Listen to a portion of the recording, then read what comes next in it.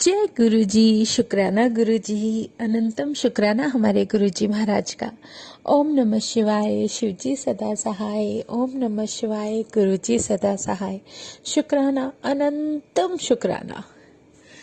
जितना शुक्राना अपने परमात्मा का करते जाए उतना कम है। सच में एक अपने अंदर जो रोशनी होनी शुरू हुई है, उस प्रभु ने इस काबिल बनाया कि हमारे मन में उसके नाम की ज्योत जगे।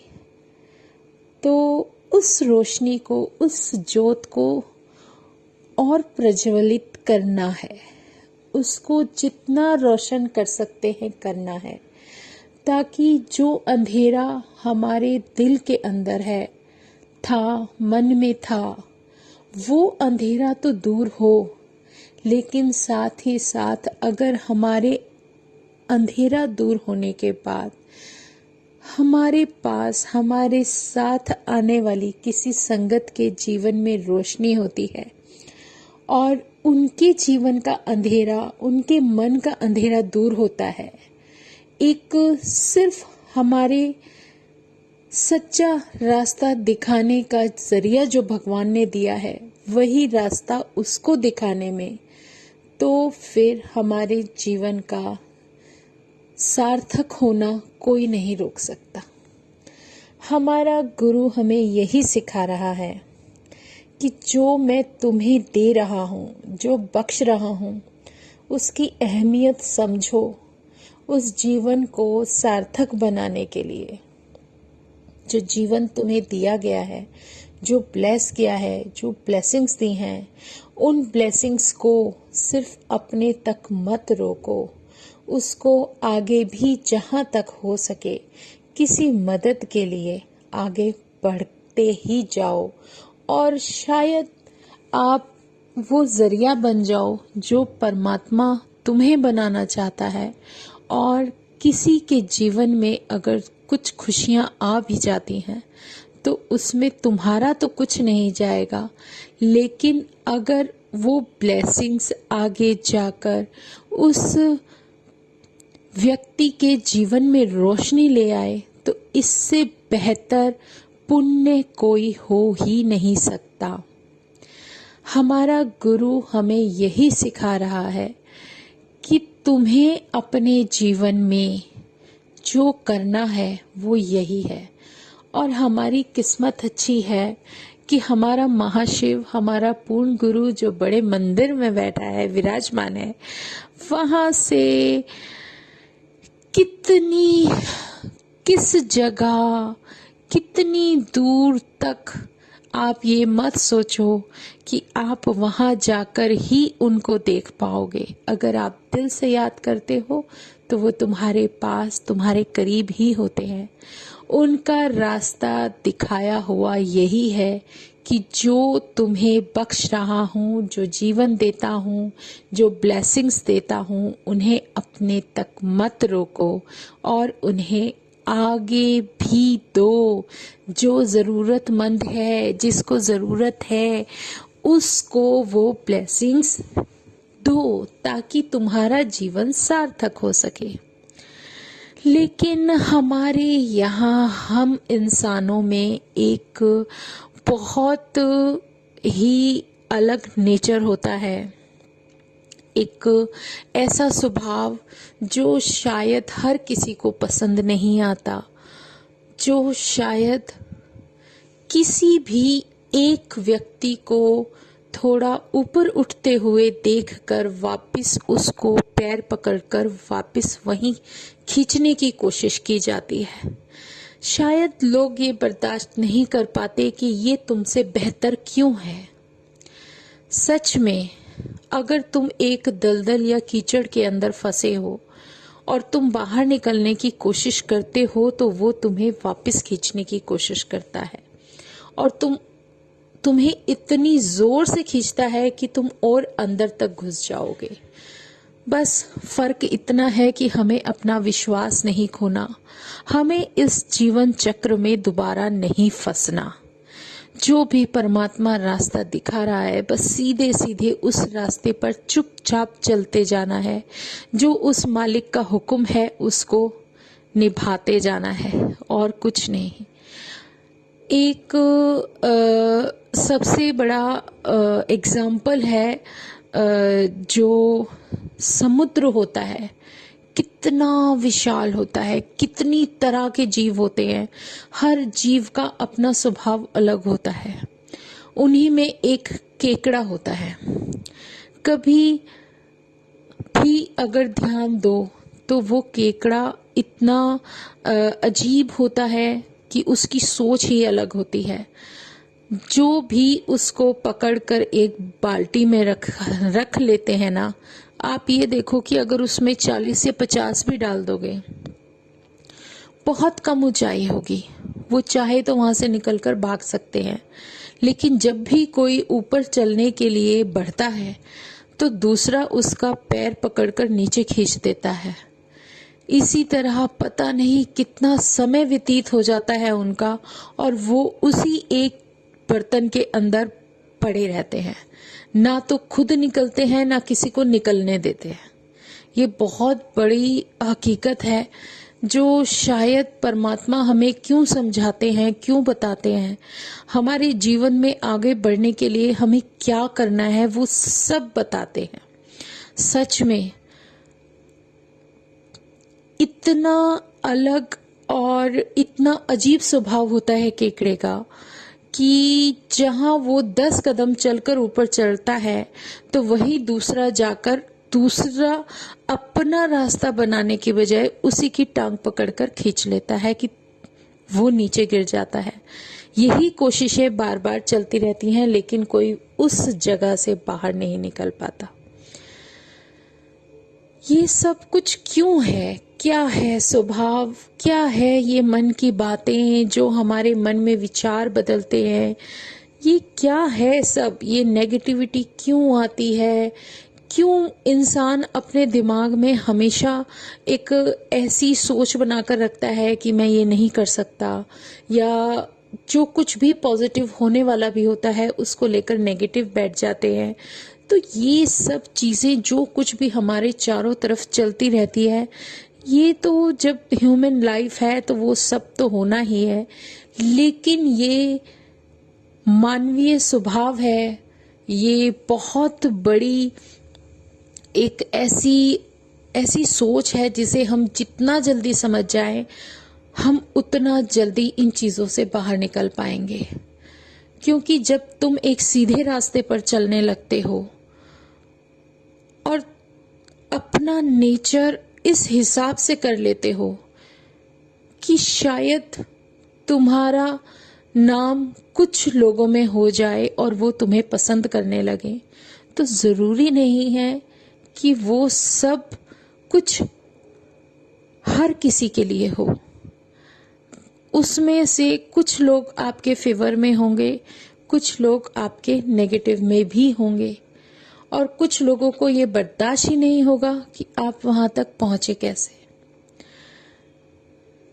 लेकिन जो परमात्मा है, जो भगवान है, उसके लिए सब उसकी नजरों में इक्वल है। लेकिन अगर वो किसी को कोई ड्यूटी देता है, वो कुछ इस लायक समझता है कि ये सॉल मेरे लिए कुछ हद तक किसी भी काम आ सकती है, तो वो उसको चुनता है और उसको जरिया बनाता है अपनी बातें और लोगों तक पहुंचाने का। तो जो हम जरिया बनते हैं, जो भी महाराज हमारे जीवन में हमारे कल्याण के लिए जो कुछ भी करते हैं, वो सब बहुत ही ब्लेसिंग्स भरा और बहुत ही प्यारा और बहुत आशीर्वाद भरा होता है। और अगर हमारी किस्मत, हमारा नंबर आ चुका है और हमें वो सब मिल रहा है, तो हमें वो अपने तक रोकना नहीं है।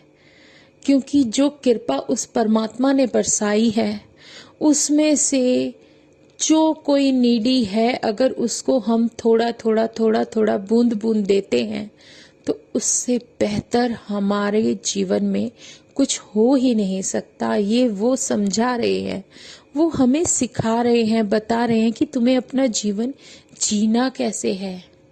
या तो तुम अपनी लाइफ को उसका नाम लेने में, उसका नाम जप करके एक सीधे साधे रास्ते पर चलते हुए अपनी जिम्मेदारियों से मुक्ति पाते हुए चलते चलो, या फिर एक दूसरा रास्ता मिलता है जो नेगेटिविटी का रास्ता है और जो तुम्हारी हर सोच को अपने काबू में रखता है और उस सोच को जो पॉजिटिव होती है, जो तुम्हारे जीवन में पॉजिटिव काम होने होते हैं, वो भी नेगेटिव हो जाए और फिर आप उस रास्ते पर चलते हुए कितनी बार गिरोगे, कितनी बार चोटें खाओगे। और ये भी कोई गारंटी नहीं है कि उस रास्ते पर चलते हुए ईर्ष्या, जलन, किसी और को हानि पहुंचाना, ये सब तो नेगेटिविटी के ही काम है और ये सब वो सब आपकी लाइफ में ही रहेगा, चाहे वो किसी भी तरीके से आपको कैच करे, किसी भी तरीके से, चाहे वो आपकी संगत के अनुसार हो या आपके आसपास की परिस्थितियों के अनुसार हो, या फिर आप किस तरीके से उससे निकलते हो, ये आपके खुद के ऊपर है। जबकि इंसान अपने आप खुद कुछ भी नहीं कर सकता। आपने देखा होगा कि ये जो गुलाब का फूल होता है जो हम हाथ में लेते हैं, उसके चारों तरफ कितने कांटे होते हैं, लेकिन फिर भी वो गुलाब है और अपनी महत्व रखता है। कमल का फूल क्यों इतना इम्पोर्टेंट है? और कमल का फूल कहाँ खिलता है? कीचड़ में खिलता है। जरूरी नहीं है कि अगर आप कीचड़ के अंदर हो तो आप गंदे ही होंगे, नहीं। हर किसी इंसान की सोच, उसके मन और उसके सात्विक विचार ही उसको अलग बनाते हैं। आप अपने आप को इन सब चीजों से कैसे बचाकर निकाल कर लेकर जाते हो? लेकिन आपके जीवन में अगर कुछ भी कमी है तो उस कमी को पूरी करता है हमारा पूर्ण गुरु, जो हमारा मार्गदर्शक है। कब आपके जीवन में वो एनर्जी, वो डिवाइन शक्ति आएगी, ये सब उस मालिक के हाथ में है। हमें नहीं पता हमें कब तक उस गुरु के बिना भटकना है, कब तक हमें उस शक्ति, उस डिवाइन एनर्जी के बिना रहना है, कब हमारी अरदास उसके चरणों में जाएगी। हमारे हाथ में कुछ भी नहीं है। हर सॉल का अपना कर्मा है। उस कर्मे के अनुसार जो भी हमारे जीवन में वक्त, जो समय निर्धारित किया जाता है, वो सब उस परमात्मा के हाथ में है। ये नहीं हम समझ सकते कि उसकी लीला क्या है, वो क्या चाहता है, हमारे हाथ में कुछ भी नहीं। उसकी मर्जी है वो कब हमें अपने चरणों में ले, कब हमें इस लायक समझे और हमारे जीवन में आकर अपने दर्शन दे। और वो जब दर्शन मिलते हैं तो उन दर्शनों के बाद हमें अपने जीवन को किस तरीके से धीरे धीरे आगे लेकर जाना है, सब हमारा गुरु समझाता है। गुरु हमें सिर्फ भक्ति से मिल सकता है, सच्चे दिल से मिल सकता है। उसकी तरफ बढ़ने वाले हमारे कदम भले ही 10 कदम हों, लेकिन वो हमारे पास 100 कदम की स्पीड से आ जाते हैं। लेकिन वो सिर्फ सच्चा दिल देखते हैं, सच्चा भाव देखते हैं और कुछ नहीं। भगवान को क्या चाहिए तुमसे? उसने तो ये पूरी दुनिया बनाई है। इस दुनिया को बनाने के बाद उसके पास किस चीज की कमी है? उसे कुछ भी नहीं चाहिए। वो तो सब कुछ बनाने वाला। अब आप ये देखो कि अगर एक खेत है, एक जमीन है, उस जमीन में अगर आप कोई बीज डालते हो तो वो बीज डालने के बाद फसल तो वही उगेगी ना जिसका बीज तुमने वहां डाला है। अगर आपने बीज गेहूं का डाला है तो गेहूं मिलेगा, चावल का है तो चावल मिलेगा। और जरूरी तो नहीं कि अगर आप कोई फलों के पेड़ लगाते हो तो पेड़ लगते ही आपको फल मिलने चालू हो जाए, उसको पूरा समय देना पड़ता है। जब वो छोटे बीज बोने के बाद कब वो पेड़ बनेगा, कब वो वृक्ष पूरा होगा और कब उस वृक्ष में फल लगेंगे। और फल जब आते हैं तो ज़रूरी नहीं फल लगते ही आप तोड़ना चालू कर दो। फल तो जब पकेगा तभी अपना स्वाद देगा। यही सब हमारे जीवन में वो सब सिखा रहे हैं कि जिस तरह की खेती तुम अपने जीवन में करोगे ना, मिलेगा तुम्हें वही, और वही बोओगे जो तुम बो रहे हो वही काटना पड़ेगा। तुम अच्छाई बोओगे तो अच्छाई मिलेगी, बुराई बोओगे तो बुराई मिलेगी। लेकिन जो भी आप अपने जीवन में किसी भी तरह का अपने मन में एक बीज बो लेते हो, चाहे वो नाम का है, तो तुम्हें किसी दुनिया से कोई मतलब नहीं रहेगा। उसका नाम है, वो परमात्मा है, तुम हो, बस और कुछ नहीं। पाना हमें परमात्मा को है। जिसको वो मिल जाए उससे बेहतरीन कुछ है ही नहीं। उसके प्यार का अमृत तो हमेशा बरसता रहता है। बस फर्क हमारे लेने में है। हम कब उस अमृत को पहचान पाते हैं और उस अमृत को अपने जीवन में उतार लेते हैं। ये सब उसकी कृपा है, उसकी मेहर है, उसकी मेहरबानी है। इसी कृपा का, इसी प्यार का हमें शुक्राना करना होता है कि इस कलयुग में आप अपनी हेल्थ लेकर बैठे हो। वो हेल्थ तुम्हें दे रहा है, वो लाइफ तुम्हें दे रहा है, और तुम अपने मुंह से शुक्राना भी ना करो तो ये हमारी बेवकूफ़ी है। वो हमें हमारे जीवन के पथ पर पल पल मार्गदर्शन दे रहा है। इतना अच्छा रास्ता, इतनी मुश्किलों से बचाना, जो भी हमारे चारों तरफ प्रोटेक्शन हमें दे रहे हैं, इससे बेहतरीन कुछ हो ही नहीं सकता। शुक्राना मेरे गुरुजी महाराज का, मेरे पूर्ण गुरु जो मेरे सामने इतने प्यारे रूप में मेरा परमात्मा बैठा है, जो सिर्फ हमें हमारी भक्ति से ही मिल सकता है। और कोई रास्ता नहीं, कोई भी जरिया नहीं कि आप किसी से अपनी पहुंच लगवा दोगे या आप किसी को कुछ बोल दोगे कि आप हमें वहां से मिला दो। नहीं, ये कनेक्शन तुम्हें सिर्फ खुद अपने सच्चे भाव और सच्चे दिल से बनाना है। जो उसको पुकार ले वो उसका। सच में वो परमात्मा बहुत अच्छा है, बहुत प्यारा है, सबके सर पर अपना हाथ रखे हुए है। फर्क सिर्फ इतना है कि हम उसे कब पहचान पाते हैं, कब वो हमें दर्शन देते हैं। बस अपने चरणों से जोड़ कर रखना गुरुजी महाराज, अपने डिवाइन दर्शन देते रहना। तुम्हारे दर्शनों के बिना तो जीवन कभी पूरा हो ही नहीं सकता। सच्चे दिल से याद करोगे तो सब कुछ मिल जाएगा। ये बहुत बड़ी हकीकत है। कुछ समय पहले की बात है, शायद मैंने शेयर भी किया हो, लेकिन मैं अपने परमात्मा को, अपने गुरु का जब ध्यान कर रही थी सिमरन के समय, बहुत ज़्यादा जो भी उसने सेवा दी, वो सेवा जब कर रही थी तो उस सेवा में ही मुझे मेरे गुरु के चरण दिखाई दिए। इतना प्यारा विजन, आंखें खुले हुए में, कोई सोते हुए नहीं, कुछ नहीं। जब आंखों के सामने उनका विजन आता है तो बहुत प्यार आता है। और जानते हो मुझे क्या दिखा?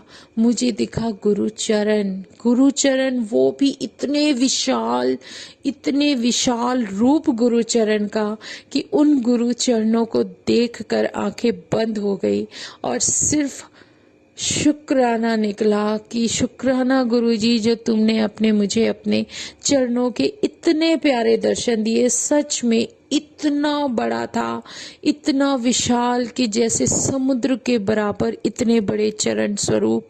और उन चरण स्वरूपों को देखकर सिर्फ दिल से शुक्राना ही निकला कि मेरे महाराज, मेरे परमात्मा जो दर्शन दिए, पता नहीं मेरे किन कर्मों को काटा है तुमने ये दर्शन देकर। और उन दर्शनों का मतलब यही था कि उन्होंने मुझे स्वीकार कर लिया और मेरी प्रार्थना अपने चरणों में कबूल की। इससे बड़ा कोई आशीर्वाद मेरे जीवन में नहीं हो सकता। इसके अलावा कोई प्यारा भाव मेरे जीवन में नहीं हो सकता। शुक्राना मेरे गुरु महाराज, जो तुमने अपने चरणों से जोड़ा और अपने इतने प्यारे डिवाइन दर्शन दिए। जय गुरु जी, जय गुरु जी, जय गुरु जी। इन दर्शनों के बाद कुछ भी कहने को नहीं रह जाता, बस दिल से एक ही बात निकलती है, जय गुरु जी। शुक्राना गुरु जी, अनंतम शुक्राना मेरे महाराज, जो तुम बख्श रहे हो, दे रहे हो, वो दात, हर उस दात का शुक्राना, तेरे प्यार का शुक्राना, तेरे आशीर्वाद का शुक्राना, शुक्राना शुक्राना, अनंतम शुक्राना। जय गुरु जी, शुक्राना गुरु जी। आज बस और कुछ बोलने को नहीं, अब आंखों के सामने वही स्वरूप दर्शन आ गए हैं। गुरु चरण जो इतने बड़े रूप में थे, अब तो थोड़ी देर उन्हीं में खोना सबसे मेरे लिए बेहतर होगा। तो जय गुरु जी, आज हम सत्संग में विराम करते हैं। ओम नमः शिवाय, शिव जी सदा सहाय। ओम नमः शिवाय, गुरु जी सदा सहाय। शुक्राना शुक्राना, अनंतम शुक्राना। जय गुरु जी।